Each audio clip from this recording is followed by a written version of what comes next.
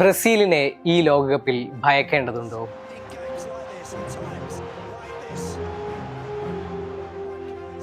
കഴിഞ്ഞ കുറച്ച് കാലങ്ങളായുള്ള ടീമിന്റെ പ്രകടനം നോക്കുമ്പോൾ കടുത്ത ആരാധകർക്കൊഴിച്ചാൽ അല്പം സംശയമുണ്ടാവും. എന്നാൽ ചില കാര്യങ്ങൾ വിലയിരുത്തുമ്പോൾ നിശ്ചയമായും എതിരാളികൾ ഭയപ്പെടണമെന്ന് തന്നെ പറയേണ്ടി വരും. കാൽപന്ത് കളിയുടെ ചരിത്രത്തിൽ ബ്രസീലിനുള്ള സ്ഥാനം അവർക്ക് ഏത് ലോകകപ്പിലും മേൽക്കൈ നൽകുന്നുണ്ട്. കാർലോ ആൻസലോട്ടി എന്ന ഒരൊറ്റ പേരാണ് ഇത്തവണ ബ്രസീലിനെ വ്യത്യസ്തമാക്കുന്നത്. ഇറ്റലിയിലും ഇംഗ്ലണ്ടിലും സ്പെയിനിലും ഫ്രാൻസിലും ജർമ്മനിയിലും മിലാനെയും ചെൽസിയെയും റയലിനെയും PSG-യെയും ബയേൺ മ്യൂണിക്കിനെയും ഒക്കെ പരിശീലിപ്പിക്കുകയും അവർക്കൊക്കെ കൈനിറയെ കിരീടങ്ങൾ നേടിക്കൊടുക്കുകയും ചെയ്ത ഇത്ര ഗംഭീര പ്രൊഫൈലുള്ള മറ്റൊരു പരിശീലകൻ ലോക ഫുട്ബോൾ ചരിത്രത്തിൽ ഇന്ന് വേറെയില്ല. ക്ലബ് ഫുട്ബോളിൽ എല്ലാം തെളിയിച്ചിട്ടാണ് ആൻസലോട്ടി റിയോ ഡി ജനീറോയിലേക്ക് വരുന്നത്. ബ്രസീലിൽ ആൻസലോട്ടിക്ക് കാര്യങ്ങൾ അത്ര സുഗമമൊന്നുമല്ല. അത്ര മികച്ച സന്തുലിതമായ ഒരു ടീമോ ലോകം നിറഞ്ഞു നിൽക്കുന്ന ഒരു ഫുട്ബോളറോ ഒന്നും തന്നെ ഇന്ന് മഞ്ഞപ്പടക്കില്ല. പരിമിതികൾ ഏറെയുണ്ട്. എങ്കിലും ആൻസലോട്ടി എന്ന ഒരൊറ്റ പേര് തന്നെ എതിരാളികളെ ഭയപ്പെടുത്താൻ പോന്നതാണ്.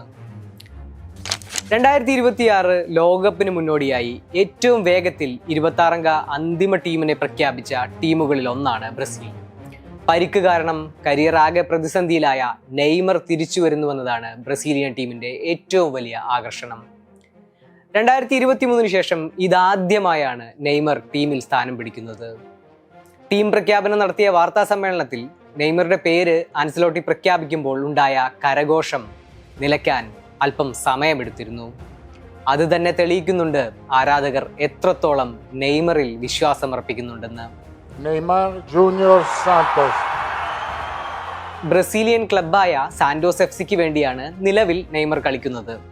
കാൽ മസിലിനേറ്റ പരിക്ക് ഇപ്പോഴും താരത്തെ പ്രതിസന്ധിയിലാക്കുന്നുവെന്നാണ് റിപ്പോർട്ടുകൾ. എന്നാൽ ലോകകപ്പ് തുടങ്ങുമ്പോൾ ടീമിന്റെ മുന്നേറ്റ നിരയെ നയിക്കാൻ മഞ്ഞക്കുപ്പായത്തിൽ നെയ്മർ മുന്നിൽ തന്നെ ഉണ്ടാവുമെന്ന് ആരാധകർ പ്രത്യാശിക്കുന്നു.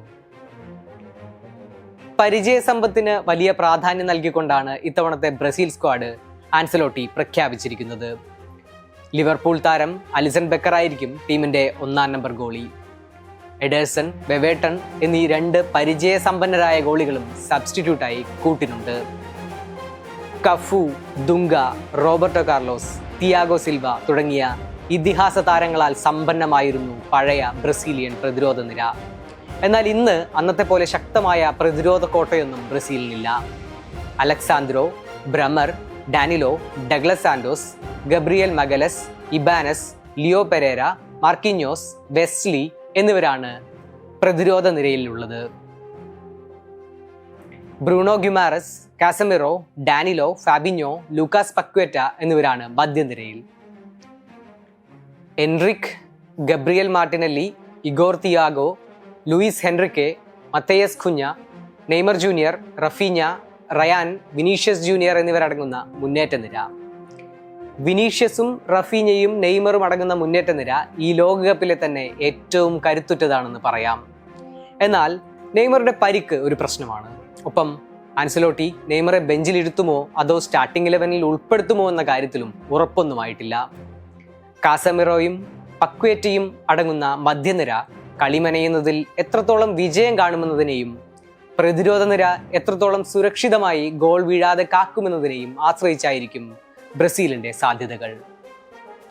ചെൽസി വിങ്ങർ എസ്താവോയെ പരിക്ക് കാരണം ഉൾപ്പെടുത്താൻ സാധിക്കാഞ്ഞത് ടീമിനെ നിരാശപ്പെടുത്തുന്ന കാര്യമാണ്. ചെൽസി സ്ട്രൈക്കർ ജാവോ പെഡ്രോയാണ് മറ്റൊരു നഷ്ടം. ലോകകപ്പ് ചരിത്രത്തിൽ ബ്രസീലിനോളം മികച്ച നേട്ടങ്ങളുണ്ടാക്കിയ മറ്റൊരു ടീമില്ല. ഏറ്റവും കൂടുതൽ ലോകകപ്പുകളെന്ന 5 കിരീടങ്ങളുടെ റെക്കോർഡ് അവർ സ്ഥാപിക്കുന്നത് 2002-ലാണ്. റൊണാൾഡോയും റോബർട്ടോ കാർലോസും റൊണാൾഡീഞ്ഞോയും അടങ്ങുന്ന ടീം അത്തവണ കപ്പ് ഉയർത്തിയതിനു ശേഷം കഴിഞ്ഞ 5 ടൂർണമെന്റുകളിലും ബ്രസീൽ നിരാശപ്പെടുത്തുകയാണ് ചെയ്തത്. 1958-ലാണ് ബ്രസീൽ ആദ്യമായി ലോകകപ്പ് നേടുന്നത്. പിന്നീട് 1962, 1970, 1994, 2002 വർഷങ്ങളിലും നേട്ടം ആവർത്തിച്ചു. അല്പം കടുപ്പമേറിയ ഗ്രൂപ്പ് സിയിലാണ് ബ്രസീൽ ഇത്തവണ ഉൾപ്പെട്ടിരിക്കുന്നത്. ജൂൺ 13 ന്യൂയോർക്ക്, ന്യൂജേഴ്സിയിൽ ആഫ്രിക്കൻ കരുത്തരായ മൊറോക്കോയ്ക്കെതിരെയാണ് ബ്രസീലിന്റെ ആദ്യ മത്സരം. കഴിഞ്ഞ ലോകകപ്പിലെ 4ാം സ്ഥാനക്കാരാണ് മൊറോക്കോ. ആഫ്രിക്കൻ കപ്പ് ഓഫ് നേഷൻസിലെ ഫൈനലിസ്റ്റുകളും. ജൂൺ 19 ഫിലാഡൽഫിയയിൽ ലോകകപ്പിലെ അരങ്ങേറ്റക്കാരായ ഹെയ്തിക്കെതിരെയാണ് ബ്രസീലിന്റെ 2ാം മത്സരം.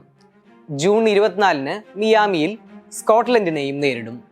മൊറോക്കോയും സ്കോട്ട്ലൻഡും ബ്രസീലിന് വെല്ലുവിളി ഉയർത്താൻ സാധ്യതയുള്ള ടീമുകളാണ്.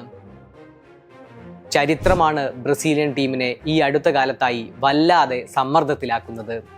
ലോകകപ്പിൽ അവരോളം എത്തുന്ന നേട്ടങ്ങളുള്ള മറ്റൊരു ടീമുമില്ല. എന്നാൽ പുതിയ നൂറ്റാണ്ടിൽ യൂറോപ്യൻ ടീമുകൾ ആധിപത്യം സ്ഥാപിച്ചു തുടങ്ങിയതോടെ കിതച്ചു തുടങ്ങിയതാണ് ബ്രസീലിയൻ സാമ്പാ താളം. 2022 ലോകകപ്പിൽ അവർ ക്വാർട്ടർ ഫൈനലിൽ ക്രൊയേഷ്യയോട് 4-2 തോറ്റാണ് പുറത്തായത്. ഇതുവരെയുള്ള എല്ലാ ലോകകപ്പുകൾക്കും യോഗ്യത നേടിയിട്ടുള്ള ടീമാണ് ബ്രസീൽ. എന്നാൽ ഇത്തവണത്തെ യോഗ്യതാ റൗണ്ടിലെ പ്രകടനം അത്ര പ്രതീക്ഷ നൽകുന്നതല്ല. കോൺമിബോൾ യോഗ്യതാ റൗണ്ടിൽ നേരിട്ട് യോഗ്യത നേടുന്ന 6 ടീമുകളിൽ 5ാമതായാണ് അവർ ഫിനിഷ് ചെയ്തത്. എന്തെല്ലാം പരിമിതികൾ ഉണ്ടായാലും ബ്രസീലിനെ എഴുതിത്തള്ളാനാവുമോ?